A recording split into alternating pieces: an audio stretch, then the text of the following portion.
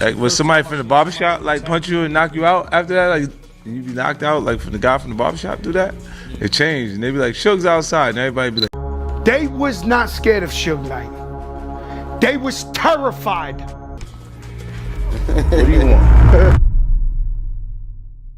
Welcome back to FameFlux, where the truth behind fame gets exposed.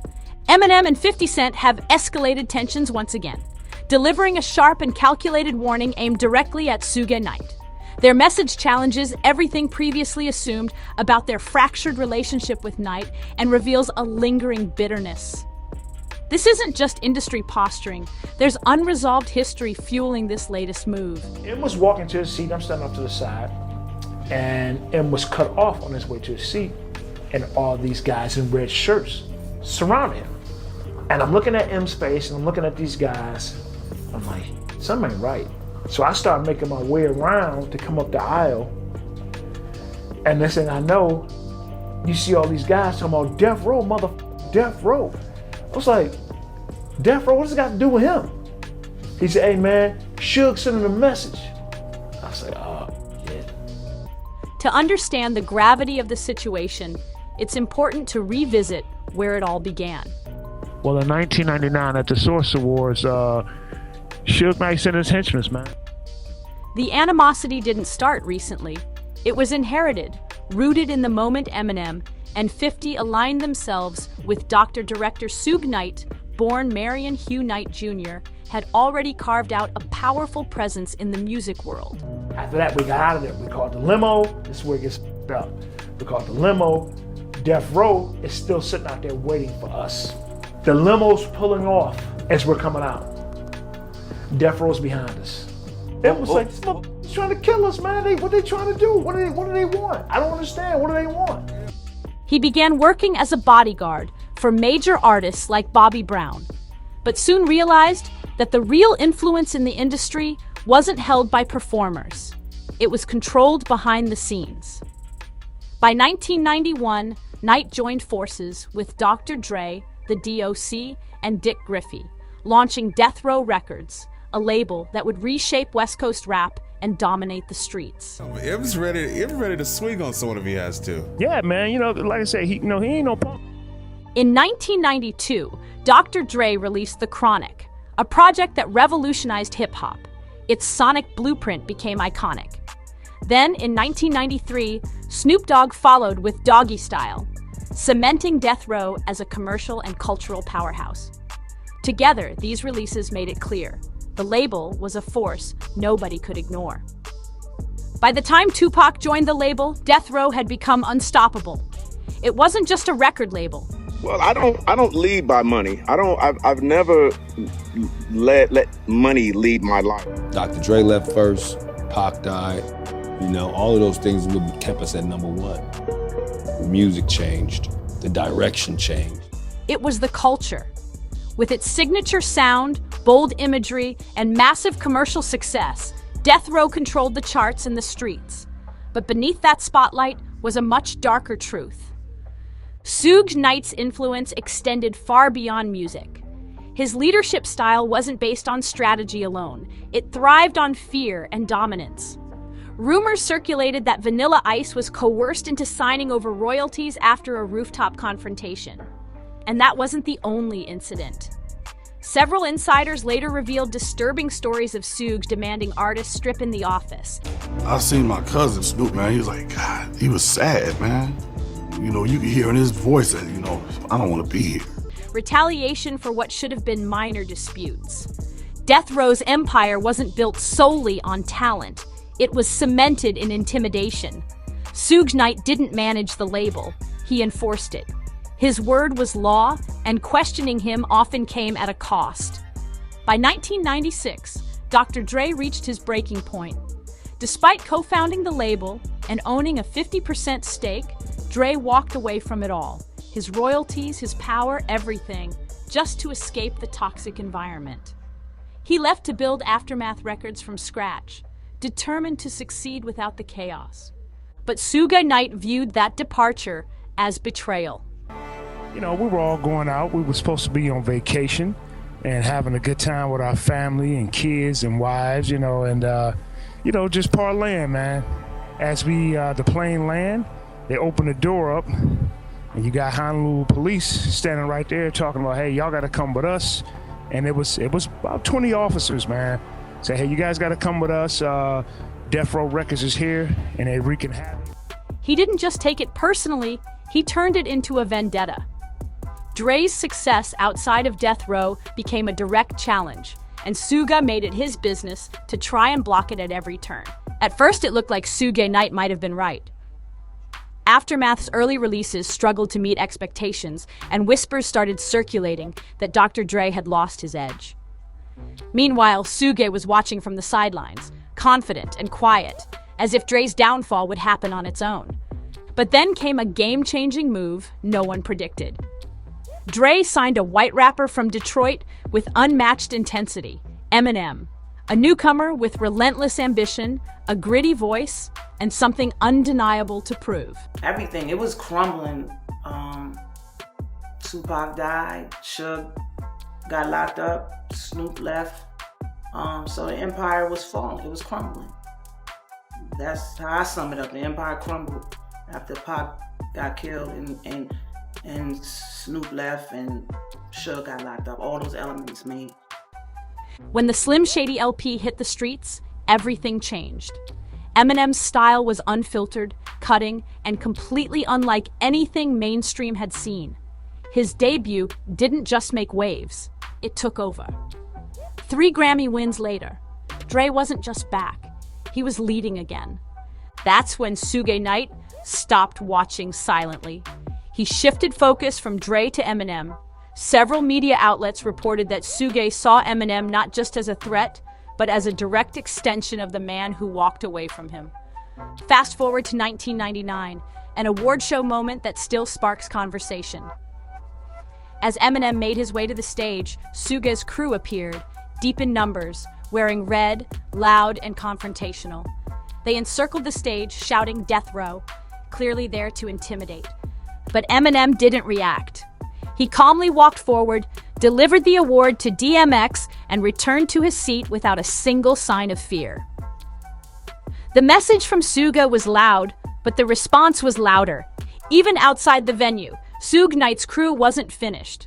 They lingered near Eminem's limo, watching, waiting, like a message still needed delivering. But it made no difference.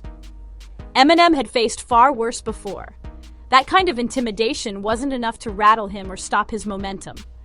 Over the years, Suge continued to hover. Whenever Eminem's career surged, Suge responded, whether in interviews or through quiet industry moves. He constantly questioned Eminem's authenticity, dismissing his background and branding him a character built for entertainment, not struggle. But Suge Knight wasn't just talking. In 1999, during a Death Row reunion event in Hawaii, he decided to escalate. The guest list was stacked: Dre, Snoop, Eminem, and their families. It was billed as a relaxing escape, a chance for unity. But Suge had a different plan. Sources reported that his crew quietly entered the city, spreading out and preparing to cause disruption. Word reached Dre's team fast. They didn't wait. They responded with urgency. With families present, they took every precaution. Additional security was brought in, law enforcement was notified and activated. As the private jet landed in Honolulu, officers were already stationed on the tarmac. No one was taking risks. The police stepped up immediately, pulling guests aside and saying, "You're coming with us." A vacation had quickly turned into a security operation. Around 20 officers stepped in, saying, "You're coming with us." They weren't taking chances. The moment they mentioned Death Row's presence, the vibe shifted completely. Then came 2002, a turning point. Eminem heard Guess Who's Back, a mixtape from a rising rapper named 50 Cent. He immediately recognized the potential and handed it off to Dr. Director. Both were locked in. Soon after, 50 Cent officially signed with Shady and Aftermath. From that moment, the streets had a new voice. When Get Rich or Die Tryin' dropped on February 6, 2003, the game changed instantly. It debuted at #1 on the Billboard 200, moving over 872,000 units in the first week.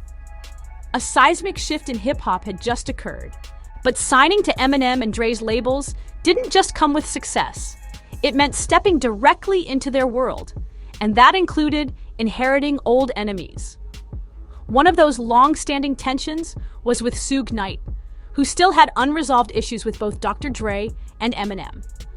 According to multiple accounts, Suge wasn't pleased with how much power was shifting away from him. He reportedly showed up at one of 50 Cent's video shoots for In Da Club with around 30 men. It looked like intimidation in full force. The moment Suge's presence was noticed, much of the set cleared out quickly. Nobody wanted conflict, especially not on camera. This wasn't just about a video shoot. It was a reminder that the shadow of death row still lingered, even as a new generation of artists began to rise.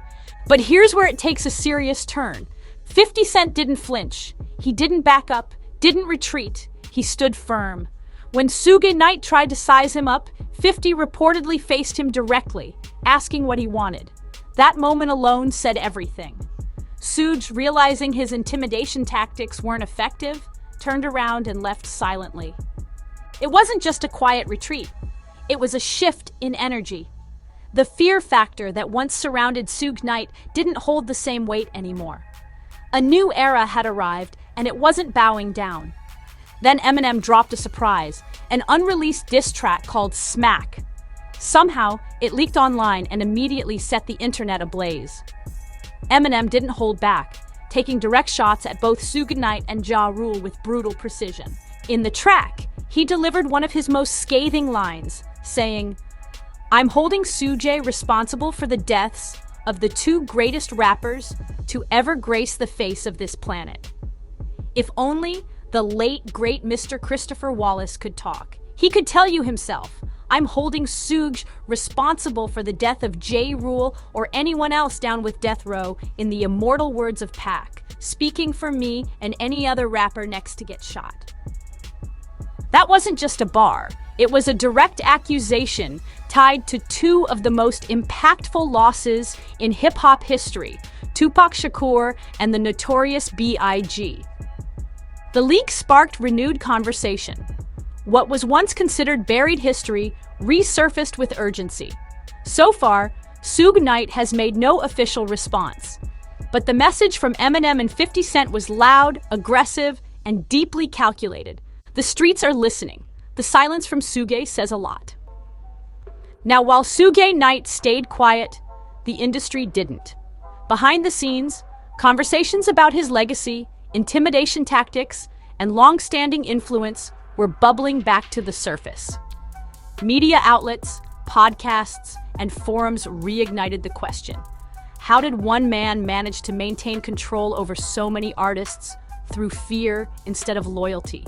And more importantly, how did that control begin to unravel? After Eminem and 50 Cent pushed back, others started speaking out too. Former death row associates, security guards, and producers began dropping accounts of what it was really like behind those studio walls. Allegations of threats, disappearances, and financial exploitation started surfacing in ways that couldn't be ignored anymore. It wasn't just about Suge versus Dre, M, or 50. It became a bigger conversation about power, manipulation, and control in the music industry. The documentary wave only made it worse. New footage, interviews, and FBI files hinted at deeper layers of corruption linked to the death row empire. Eminem and 50 didn't just light a fire. They forced hip-hop to revisit a chapter many wanted to forget. And this time, the narrative wasn't controlled by fear. It was controlled by truth. For Suge Knight, who once ruled with unchecked dominance, the silence isn't strength. It's the loudest alarm yet. What makes this whole situation even more powerful is how it circles back to legacy. Suge Knight built an empire on intimidation, but Eminem and 50 built theirs on resilience. And now, years later, the tables have turned. The industry isn't afraid anymore. Suge's name, once spoken in whispers, now carries a different weight. Eminem's unreleased track didn't just stir old drama, it served as a declaration. It reminded the culture that actions have consequences, even if they arrive decades later. The younger generation, the fans who only heard about death row in documentaries, now get to see the other side, the cost of silence and unchecked power. 50 Cent standing his ground, Eminem speaking his truth, and Dre walking away from millions to protect peace. Those decisions aged well. They didn't crumble under pressure. They shaped the next generation of artists who weren't afraid to take control of their stories. So now, the question isn't just what Suga did, it's what the culture allowed. And whether, finally, it's ready to stop protecting the myth and start confronting the man behind it. The reckoning didn't come in courtrooms. It came through music, documentaries, leaked verses, and voices that refused to be silenced. And this track might just be the beginning. One user commented, "I'm no expert on street politics, but I've often heard that the white guy in the crew has to prove himself twice as hard. That usually makes him the wildest." Another said, 50 did what anyone should do to a bully. Stand tall, show no fear. Bullies survive on fear alone. That might explain why Eminem and 50 Cent connected so deeply. Mutual respect built on fearlessness. No retreat, no hesitation, just relentless forward motion. Someone else pointed out, Suge Knight never cared about the music. It was always about control, and look where that obsession with power got him. Now the conversation's shifting.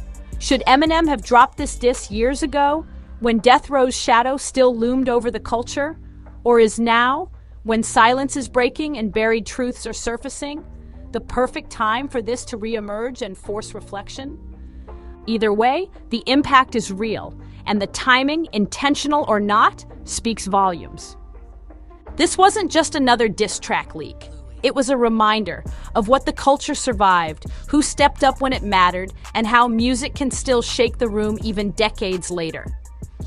If you found this breakdown compelling, be sure to hit that like button and subscribe to the channel. More stories like this are coming. Real history, real drama, and the truth behind the headlines.